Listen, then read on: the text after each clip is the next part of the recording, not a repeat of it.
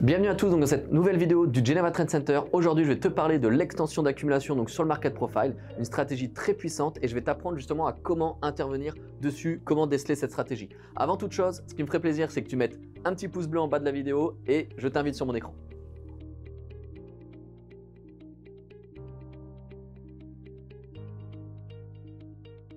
Donc ce qu'il faut comprendre d'un point de vue déjà psychologique, c'est que le trading c'est du commerce, c'est des acheteurs et c'est des vendeurs. Ça veut dire qu'en fait tout objet autour de nous aura forcément un prix faible pour aujourd'hui, un prix très élevé pour aujourd'hui et un prix moyen.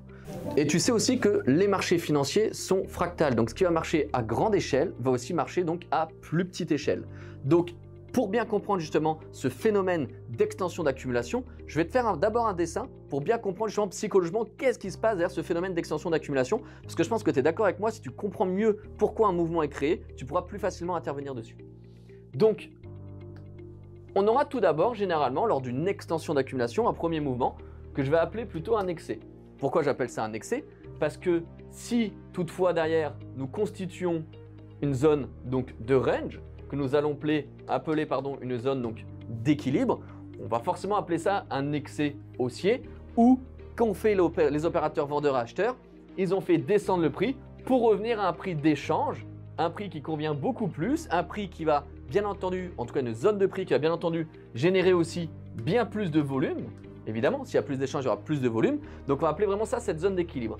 Et en fait, on va se rendre compte que si nous venons à sortir de cette zone d'équilibre vers le bas, eh bien, cet excès qui a eu lieu donc ici, on a de fortes chances finalement d'avoir un effet miroir et de le reproduire effectivement aussi ici. Et quand je dis le reproduire, c'est à la fois en termes de timing, en termes de temps, mais aussi en termes de tick, donc en termes de taille. Ça veut dire qu'en termes de temps, si on a mis, imaginons, 20 minutes à descendre, on va peut-être mettre aussi donc là 20 minutes à descendre. Et si on a descendu de 30 ticks pendant 20 minutes, on devrait descendre de 30 ticks aussi pendant 20 minutes.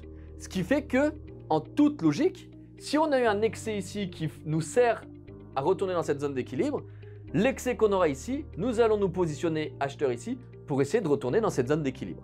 Et donc, toute la stratégie de l'extension d'accumulation est donc basée là-dessus, d'essayer de repérer ce mouvement-là, de repérer cette unité de temps, de repérer cette unité de prix pour pouvoir intervenir à l'achat.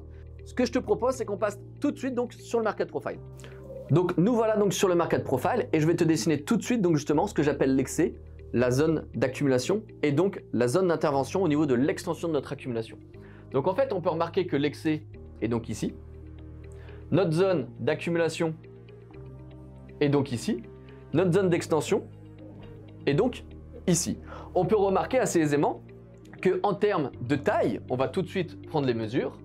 Nous avons, en termes de taille, environ, hop là, excusez-moi, une centaine de ticks et que, de nouveau à la baisse, nous avons environ, de nouveau une centaine de ticks. On est quasiment plus ou moins, encore une fois, au tick près. Mais je t'invite à toujours prendre environ 10% de marge de main d'œuvre et de vraiment travailler avec précision ton prix grâce au time and sales, au carnet d'ordre, au footprint, au cumulatif delta, ces outils qui vont vraiment te permettre d'avoir le prix le plus précis.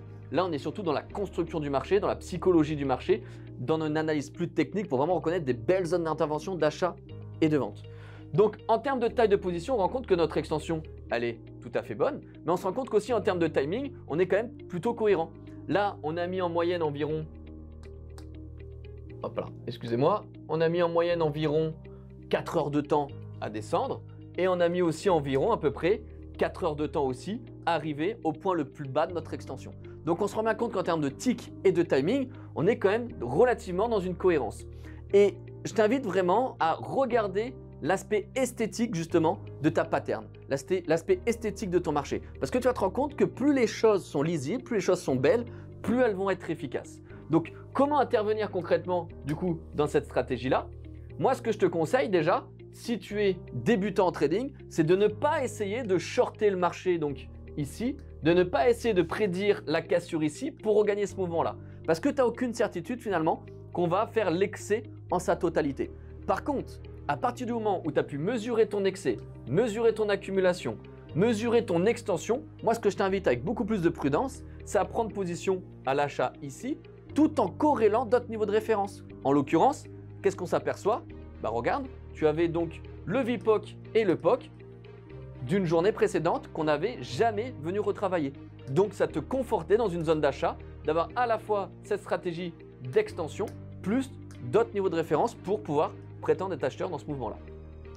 Donc voilà, c'en est tout pour moi. En tout cas, j'espère que cette vidéo t'a plu. Je compte sur toi de nouveau pour mettre le petit like et je te retrouve à tout bientôt dans la prochaine vidéo.